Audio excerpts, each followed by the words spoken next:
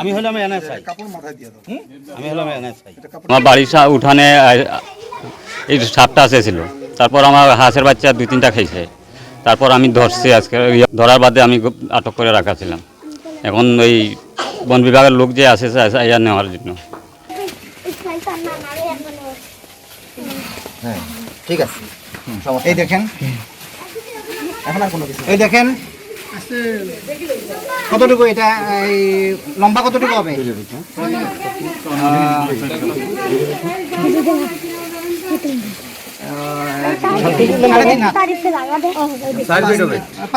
পাঁচ ফিট ধরা যায়। ওজন কি 2 কেজি হবে? না না না, বেশি, মিনিমাম 3 কেজি। 3.5। ওকে, এটা আপনারা বন বিভাগ থেকে একটু ধরেন না, আমরা এটা আমাদের একটু ধরেন মধ্যে নিয়ে যাব, উন্মুক্ত করবেন। আসেন আপনি, এই যে তারে, এই যে ওনারে আপনি এখন হ্যান্ডওভার করে দেখ। এই আপনি কই, কে উদ্ধার করছে কি? আপনি না? আসেন এখানে, আসেন আপনি, এই ধরেন আপনি,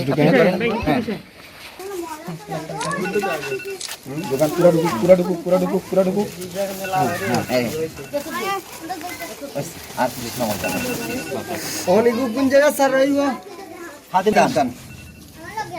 হ্যাঁ খারাপ ভাই।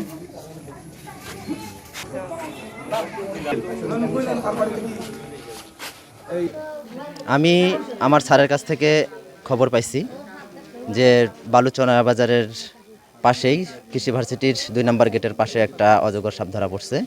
তখন আমি ইকো পার্ক থেকে আসে এখানে স্থানীয়দের মাধ্যমে এবং আপনাদের যে সংবাদকর্মী আছে ওনারা আছে, তারপরে প্রাধিকার আছে, ওনাদের সহযোগিতায় আমি সাপটা পেয়েছি। এখন আমরা এটা নিয়ে যেয়ে খাদিমনগর জাতীয় উদ্যানে অবমুক্ত করব।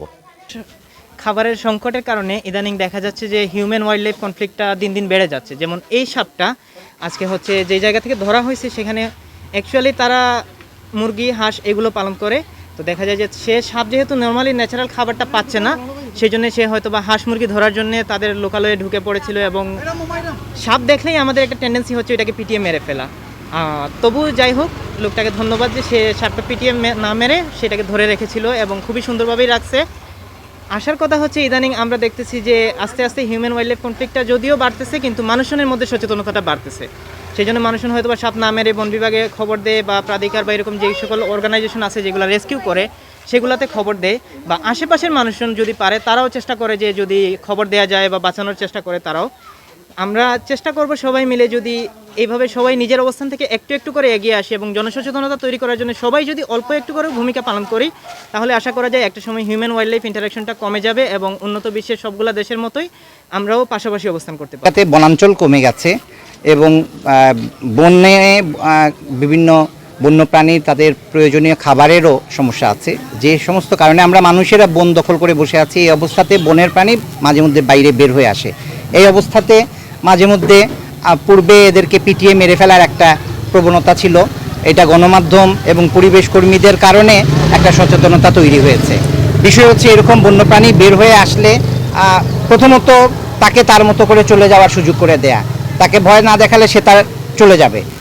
মানুষের কাছে সাধারণত বন্যপ্রাণী মানুষকে সে ভয় পায়, সে আসতে চায় না, কিন্তু আমরা তাদেরকে আটক করে ফেলি। এই যে আজকে যে সাপটা ধরা হয়েছে সে খাবারের সন্ধানে এসেছে, তাকে আটক না করলে সে আবার তার জায়গাতে ফিরে চলে যেত। এখন যখন তাকে আটক করা হওয়ার পরে উচিত হচ্ছে যে এটা বন বিভাগকে জানানো, বন বিভাগের মাধ্যমে এটা আবার বনের প্রাণীকে বনে ফিরিয়ে দেয়া। পৃথিবীর উপকারের জন্য সব কিছুর প্রয়োজন আছে। এখন আমরা খালি মানুষ ছাড়া আর কাউরে রাখতে দিই না, খালি পৃথিবীতে মানুষ থাকবে আর কিছু বাঁচবে না। হ্যাঁ, যে কারণে এগুলোরে পাইলেই মেরে ফেলে। আর বন বিভাগ এখন যদি জানে যে এগুলা কেউ ধরে মেরে ফেলছে, এই বন বিভাগের কই আপনি, এই এগুলো মেরে ফেলে কি হয় বলেন একটু। পরিবেশে না মারলে আপনারা যদি জানেন কেউ মারছে তাহলে কি করেন? এটা যে কোনো ধরনের বন্যপ্রাণী ধরা, মারা, শিকার করা এটা আইনত দণ্ডনীয় অপরাধ।